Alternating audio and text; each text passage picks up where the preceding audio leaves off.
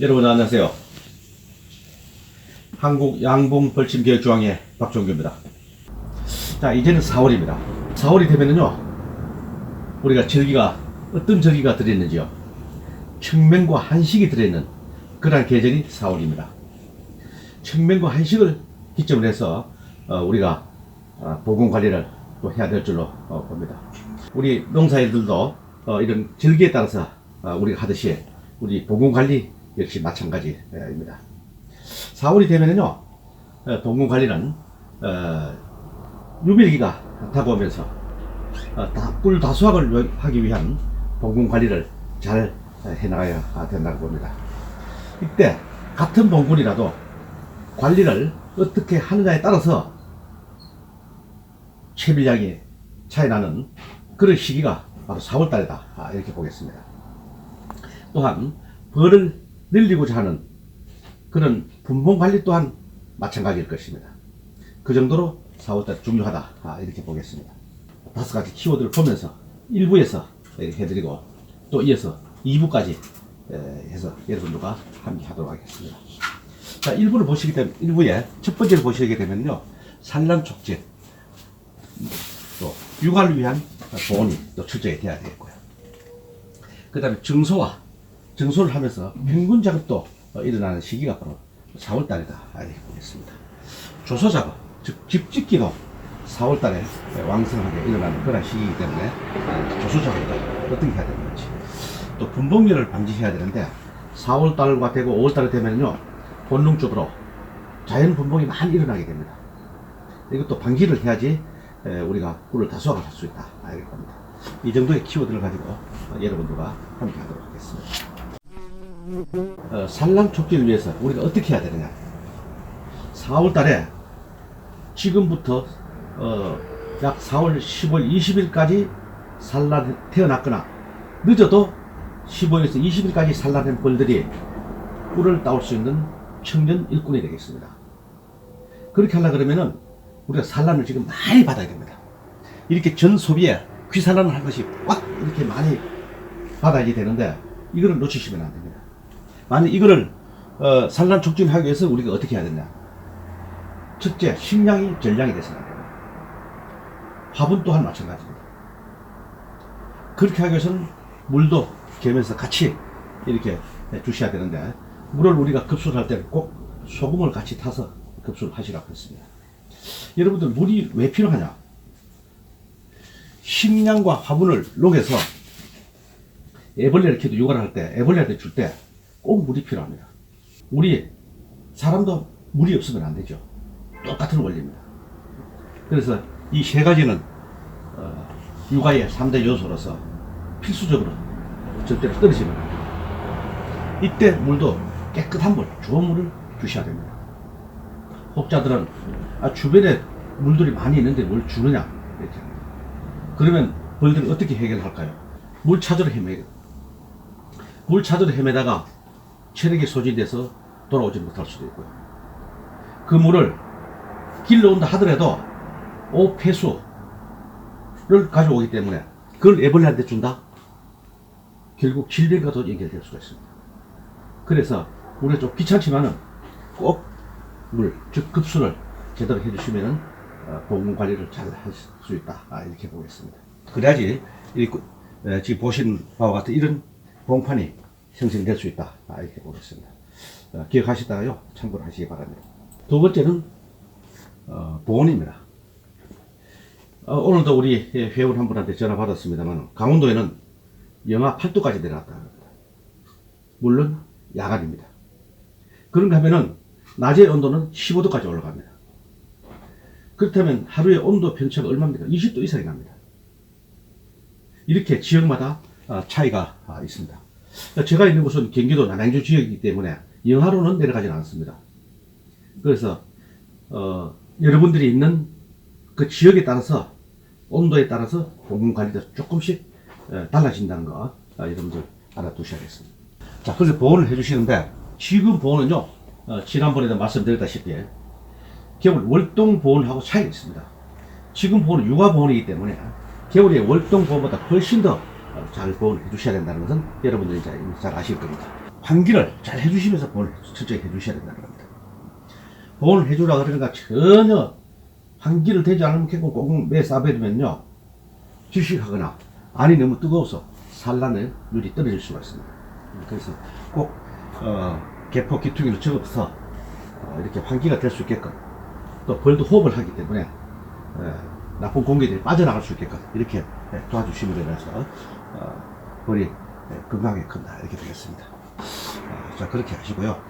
환기를 해주시는데 개포를 접어서 하시는 방법이 있고 소문으로서 조절할 수도 있습니다.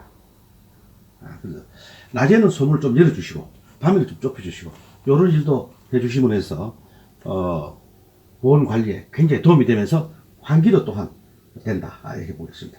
이 두 가지를 가지고 보온과 환기를 잘 해줄 수 있도록 이렇게 해주셔야 되겠습니다. 자, 그 다음에는 이제 벌이 점차 늘어남으로 인해서 여러분들 증수가 계속 될 것입니다. 벌을 2월 4일 벌을 내검하거나 또 경칩 때 벌을 깨울 때 이때 계속 우리 축소를 했습니다. 벌을 늘려나가는데 계속 축소를 하는, 그러니까 여러분들께서 이해를 못하시는 분들도 계실 겁니다. 이제는 증수입니다. 즉 늘려나가는 그런 시기입니다. 벌이 지금 온도가 좋기 때문에 급속도로 지금 늘어나고 있기 때문에 증수를 잘 해주셔야 되는데, 이때 증수도 너무 무리한 증수를 하시게 되면은 자칫 해를 볼 수가 있습니다. 그래서 그것도 본군에 따라서 증수를 해주시는데, 이때 빈소비나 혹은 소초광을 넣어서 해주시는데, 빈소비가 없으면은 소초광을 넣어야 됩니다. 그래서 4월달은 소초광을 넣어주셔도 지금 벌집을 잘 짓습니다. 물론 군세가 좋아야 됩니다. 약한 봉구는 소초광 넣어주시면 안 됩니다. 벌집을 지어줄 수가 없습니다. 그래서 이것도 탄력성 있게 강한 봉군들은 넣어주시면 됩니다.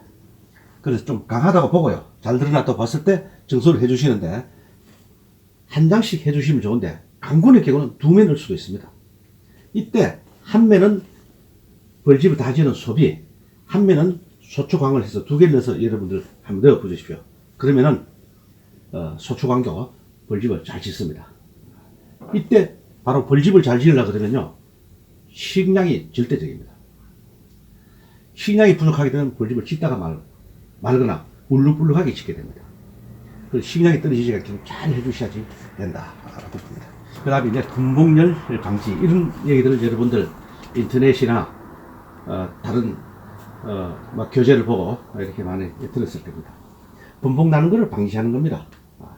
이것을 하는 것을 여러 가지 방법이 있습니다. 분봉열이 왜 생기느냐? 비좁아서, 안이 비좁아서 생기는 거예요. 산란을 다 해서 산란할 곳이 없거나, 또는 먹이장에 꿀이 많이 들어와서 식량이 많이 차서 더 이상 산란할 곳이 없거나, 이때 분봉열을 받게 된다는 건데, 분봉 나갈 채비를 하는 겁니다. 그렇게 되면은 벌이 늘어나질 않죠. 이때 벌 고르기를 한다든지, 소초광을 넣어서 조소작업, 벌집 짓기를 시킨다든지, 또는 개상을 올린다든지, 이렇게 해서 분봉열을 방지를 해주셔야 됩니다. 자칫 4월 말이나 이때 4월 달에 분봉을 나게 되면은 강분이 되지 않기 때문에 5월 달에 꿀 다수하게 된다는 것은 불가능합니다. 그래서 최대한 분봉되는 것을 막아야 됩니다. 그러려고 그러면 벌 고르기를 해야 된다. 벌 고르기는 어떻게 하냐? 강군에 있는 여러분들 흔히 봉판이라고 합니다. 각 2, 3일 후가 되면은 터져 나올 그런 좋은 봉판을 빼서 약한 봉군에 넣어주시게 됩니다.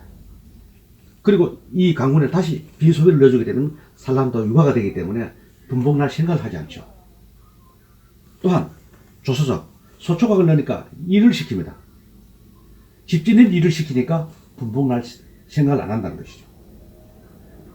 그래도 안 된다 했을 때는 2층 개상을 올려야 됩니다.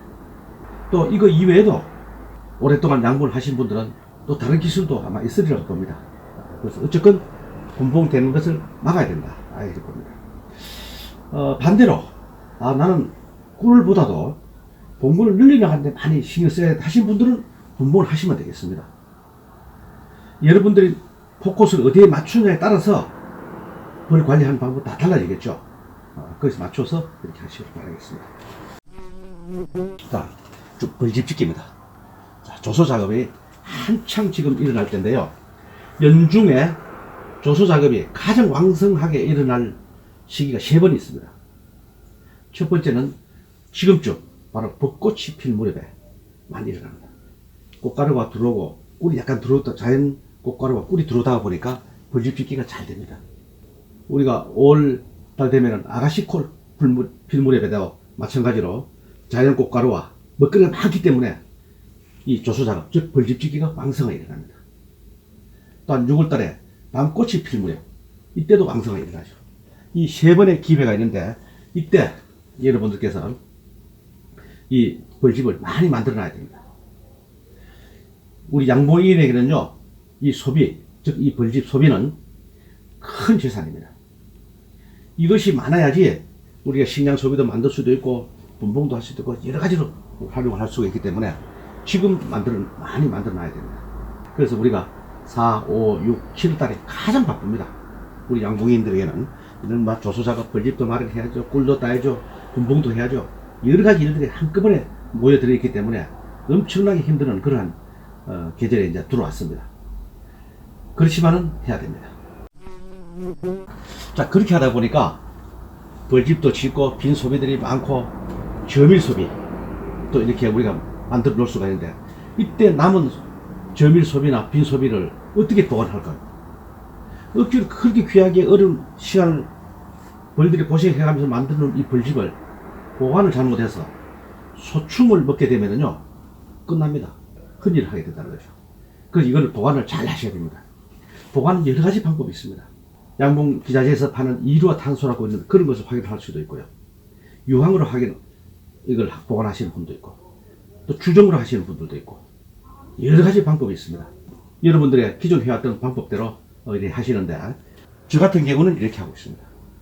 빈 용기 이런 벌통으로 가지고 하는 방법이 있고, 또 다른 상자, 또 다른 큰 통, 이런 걸로 써서 할 수도 있습니다. 여러분들 이렇게 통에 넣을 때는 김장용 비닐이 있습니다.